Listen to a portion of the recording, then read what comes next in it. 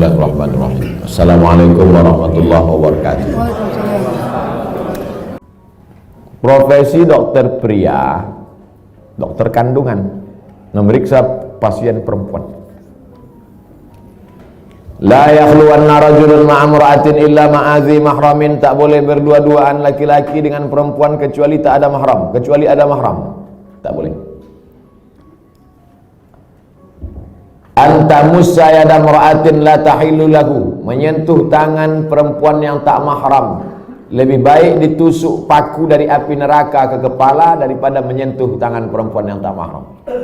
Kena pasal-pasal ini. Tapi ada pasal meringankan, ad-darurat tubihul mahzurat. Ternyata ketersediaan dokter perempuan tidak mencukupi jumlah pasien perempuan. Itulah maka tadi saya sebutkan, kalau diterima nanti 20 anak tahfiz Quran SDIT, nanti mesti ada 7, 5, 10 yang perempuan, supaya mereka nanti akan menjadi dokter spesialis kandungan di UII nanti. Amin. Supaya mereka lah yang akan nanti menutupi ketersediaan SPOG, spesialis obgyn dokter perempuan. Karena kalau tidak, khawatir kita akan terjerumus. Tapi bapak-bapak yang spesialis kandungan, karena sekarang tidak terpenuhi, masuk kategori darurat. Saya sampai sekarang belum tahu survei berapa untuk kota provinsi. Terlalu besar mungkin untuk Indonesia, Provinsi Kepulauan Riau, kota Batam saja. Berapa dokter SPOG perempuan, berapa yang laki-laki, berapa yang hamil perempuan, memanglah perempuan tuh hamil. Berapa hitungannya? Kalau satu dokter tuh berapa? Kalau masih dalam kategori darurat, tapi kalau hanya untuk tidak darurat. Ustadz dulu anak Ustadz Mizyan Hazik Abdillah, dokternya laki-laki atau perempuan? Perempuan. Dokter Sri namanya. Di depan UIN Suska Riau, Jalan Pelajar, dokter perempuan. Tapi andai tak lagi ada dokter perempuan, hanya tinggal dokter laki-laki, pilihannya antara dua. Kalau tidak ditangani dokter laki-laki, mati. Maka tak boleh pilih mati. Assalamualaikum Bapak. Ya, istri Bapak sedang hamil tua, kami tidak ada lagi dokter perempuan, yang ada dua, mati atau dokter laki-laki. Biar aja mati. Tak boleh. Haram hukumnya memilih mati. La tulqu bi aidikum ila tahlukah. Tak boleh menjerumuskan diri sendiri kepada kematian. Pilihlah dokter laki-laki dengan alasan darurat. Jadi Bapak dokter jangan merasa kau sedang berbuat dosa besar, tapi kau sedang menyelamatkan orang banyak. Saya tak bisa merasakan gimana rasanya jadi dokter laki-laki yang memeriksa perempuan. Apakah tak ada lagi nafsunya, atau dia macam menengok daging sapi saja? Itu tak bisa kita rasakan, karena semua kata-kata yang bercerita tentang rasa pasti berdusta. Kata tak dapat menceritakan rasa. Tak bisa. Oleh sebab itu, kalau ada terlintas di hati Bapak macam-macam sambil memeriksa itu, banyak-banyaklah istighfar. Astaghfirullah. Banyak minta ampun, sholat sunat supaya hati terjaga. Tapi yakinkan bahwa perbuatan Bapak bukan dosa. Jelas jawaban saya? Bagaimana cara sebaiknya bagi dokter anak menasehati pihak ortu imunisasi bayinya sejak lahir? Dulu saya diundang oleh Kementerian Kesehatan Provinsi Riau. Videonya kan viral, coba cari. Sosialisasi suntik imunisasi. Saya jelaskan di situ bahwa fatwa Majelis Ulama Indonesia beda antara bendanya ini halal atau memakainya yang mubah. Boleh. Jadi ini dua fatwa ini. Bendanya tidak halal. Sampai sekarang tak ada fatwa MUI bahwa barang itu halal. Karena memang dia dibuat dari babi. Maka tak ada fatwa halal.